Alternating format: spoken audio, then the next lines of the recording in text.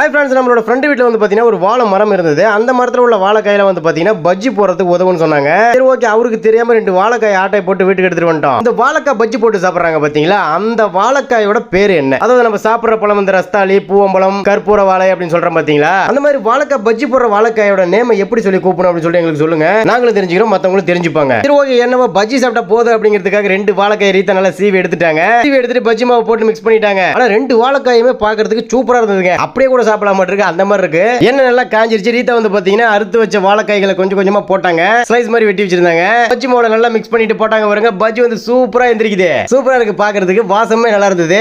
ரீதா பஜ்ஜி சுட சுட ஒவ்வொன்னு நான் சாப்பிட்டேங்க. எடுத்து பஜ்ஜி நல்லா சூடா மொறு மொறுன்னு சுட்டு பிளேட்ல போட்டாங்க பாத்துங்க. அடாடாடாடா, தனி டேஸ்ட்ங்க. எனக்கு ரொம்ப ரொம்ப பிடிச்சிருந்தது. அதுவும் வந்து பாத்தீங்கன்னா ஆட்டையை போட்ட வாழைக்காய். அது தனி டேஸ்டா தானே இருக்கும். கிருத்திகா பாப்பாவுக்கு ஒரு பிளேட்ல போட்டு கொடுத்தோம். பாப்பா வந்து பாத்தீங்கன்னா விரும்பி விரும்பி சாப்பிட்டாங்க. பாப்பாவுக்கு ரொம்ப ரொம்ப பிடிச்சிருக்கும் போல இருக்கு. இந்த வீடியோ மறக்காம லைக் அண்ட் சப்ஸ்கிரைப் பண்ணுங்க. பை.